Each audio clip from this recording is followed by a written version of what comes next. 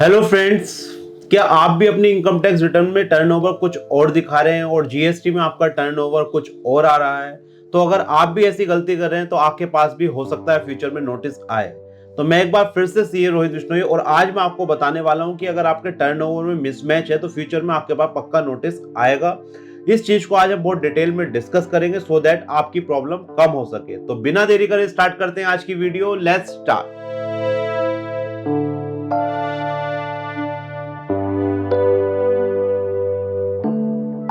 तो my dear friends, ये video बहुत ही ज़्यादा वैल्यूएबल होने वाली है। तो जो लोग पहली बार मेरे चैनल पर हैं, इस चैनल को सब्सक्राइब जरूर करें। आई एश्योर यू कि आप इस चैनल से जुड़े रहेंगे तो कुछ ना कुछ कभी ना कभी आपके लिए बेनिफिट जरूर होगा। हो सकता है ये वाली वीडियो आपके काम की ना हो तो नेक्स्ट वीडियो जरूर आएगी, क्योंकि मैं कोशिश ये कर रहा हूँ कि जो भी लोग हमसे जुड़े हैं या नए लोग हैं उन लोगों के लिए भी मैं वीडियो देता रहूं। अभी हम जीएसटी इनकम टैक्स पे फोकस कर रहे हैं, तो बहुत जल्दी आपको इन्वेस्टमेंट की सीरीज भी इस चैनल पर मिलने वाली है। तो इस चैनल को सब्सक्राइब जरूर करें। तो बिना देरी करे स्टार्ट करते हैं। तो अभी देखिए क्या हो रहा है, क्या प्रैक्टिस चल रही है अभी, वो मैं आपको बता देता हूं। एक बैंक से लोन लेने के लिए बैंक वाले कहते हैं भाई जीएसटी रजिस्ट्रेशन करा लीजिए, बैलेंस शीट बनवा लीजिए, कंप्यूटेशन करा लीजिए और आईटीआर करा लीजिए। ठीक है, ये चार चीज़ें आपको लोन के लिए चाहते हैं। तो लोग क्या करते हैं, जीएसटी रजिस्ट्रेशन ले लेते हैं और अपनी निल की रिटर्न फाइल करते रहते हैं। निल की रिटर्न जा रही है, बट जब वो इनकम टैक्स की रिटर्न फाइल करते हैं तो उसमें क्या करते हैं, वो आईटीआर 4 या आईटीआर 3 में अपनी सेल दिखा देते हैं। फॉर एग्जाम्पल 20 लाख रुपए उन्होंने सेल दिखाई, तो आपने इनकम टैक्स में क्या कहा कि भैया मेरी 20 लाख रुपए सेल है, जीएसटी में क्या कहा मेरी तो जीरो सेल है। तो यहाँ पर 20 लाख रुपए का डिफरेंस आ गया और जीएसटी डिपार्टमेंट को यहाँ पर लॉस हो गया। जीएसटी डिपार्टमेंट को यहाँ पर लॉस हो गया। तो अभी देखिए, जीएसटी, इनकम टैक्स, एमसीए, इन तीनों का जो है डाटा शेयरिंग हो रहा है। इन तीनों में आपस में एग्रीमेंट करा कि हम आपस में डाटा शेयरिंग करेंगे। इसी की वजह से आप देख पाते हैं कि एआईएस में परचेज की डिटेल भी आ रही है, सेल की डिटेल भी हम वहां पर देख पा रहे हैं, क्योंकि जीएसटी डिपार्टमेंट क्या है अपना डाटा दे रहा है। तो अभी क्या है, जब आपकी ये रिटर्न प्रोसेस हो जाएगी तो ये वाला डाटा जीएसटी वालों के पास जाएगा और जीएसटी डिपार्टमेंट वाले आपसे नोटिस देंगे कि भैया आपने 20 लाख रुपए पे जीएसटी डिपॉजिट करा दीजिए। और आपको जीएसटी देना पड़ेगा, क्योंकि आपके पास कोई दलील नहीं है, क्योंकि आपने जीएसटी रजिस्ट्रेशन ले रखा है। तो उस केस में आपने जब रजिस्ट्रेशन ले रखा है तो जीएसटी क्यों नहीं जमा कराया। तो इस तरह की जो प्रैक्टिस चल रही है, लोग सोच रहे हैं हमारे पास नोटिस नहीं आएगा, तो आपके पास जरूर नोटिस आएगा 100%, चाहे वो आ जाए या बाद में, क्योंकि 8 साल तक कभी भी नोटिस आ सकता है। सेकंड केस क्या हो सकता है कि जीएसटी में सेल दिखाई है आपने 30 लाख रुपए, बट आईटीआर में आपने सेल दिखाई है 25 लाख रुपए। तो जो डिफरेंस है 5 लाख का, इनकम टैक्स डिपार्टमेंट इस पे आपको फ्यूचर में नोटिस भेज देंगे। तो लोगों को बेसिकली क्या करना चाहिए, मेथड 1 कि अपने प्रॉपर रिकॉर्ड्स मेंटेन करें और कोशिश ये करें कि आप कोई ऐसा बिजनेस करें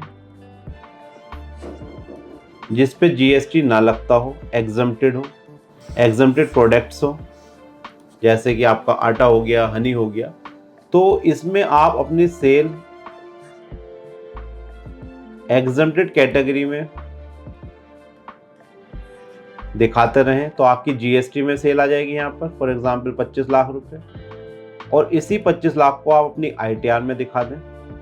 तो यहाँ पर क्या है, बैंक की रिक्वायरमेंट भी फुलफिल हो गई है कि आपका जीएसटी में टर्नओवर है, जीएसटी रजिस्टर्ड है, इनकम टैक्स में भी टर्नओवर है, तो आप नोटिस से भी यहाँ पर बच गए। पर लोग कहेंगे सर हमारा तो टैक्सेबल आइटम है, हमारा तो एग्जम्प्टेड आइटम है नहीं।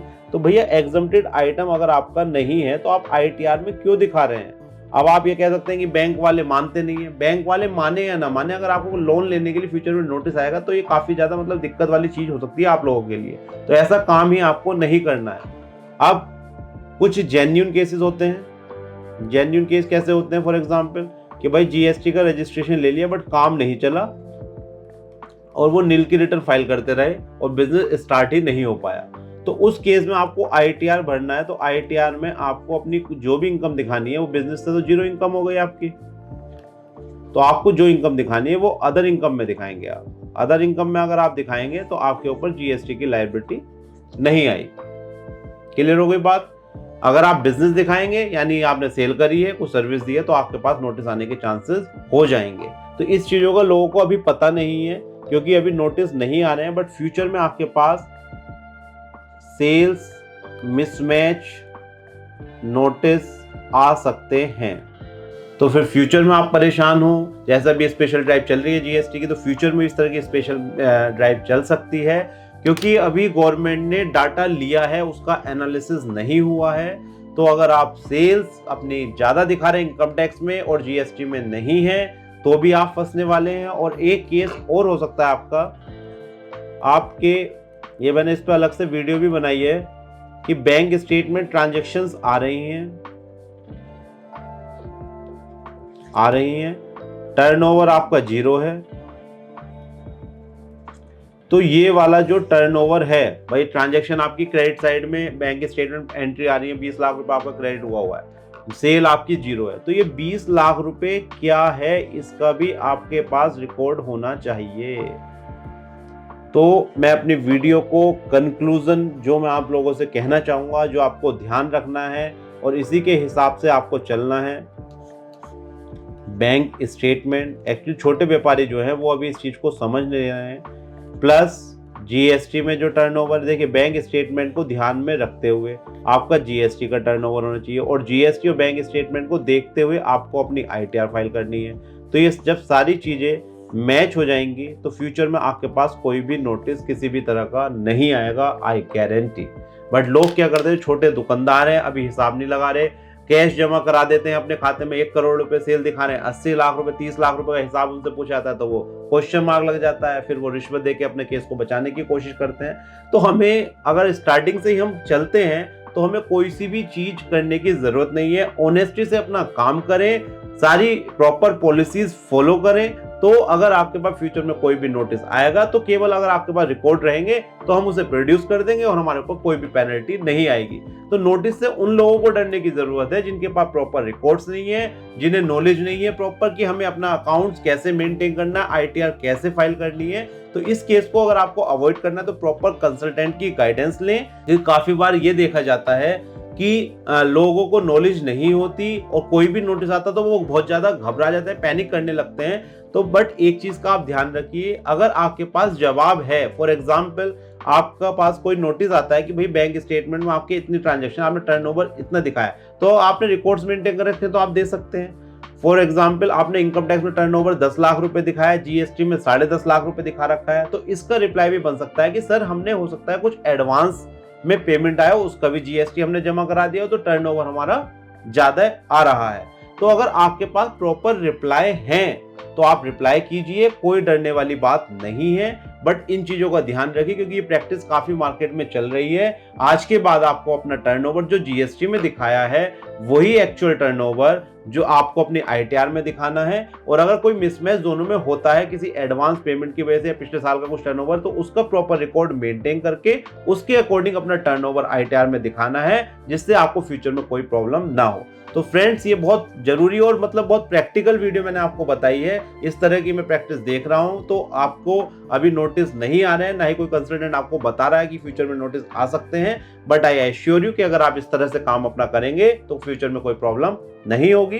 तो आई होप ये वीडियो आपके लिए काफी यूजफुल होने वाली है। इस वीडियो को अपने फ्रेंड्स के साथ शेयर जरूर करें। Thank you for watching this video. हम मिलेंगे नेक्स्ट वीडियो में। बाय बाय, नमस्कार, धन्यवाद।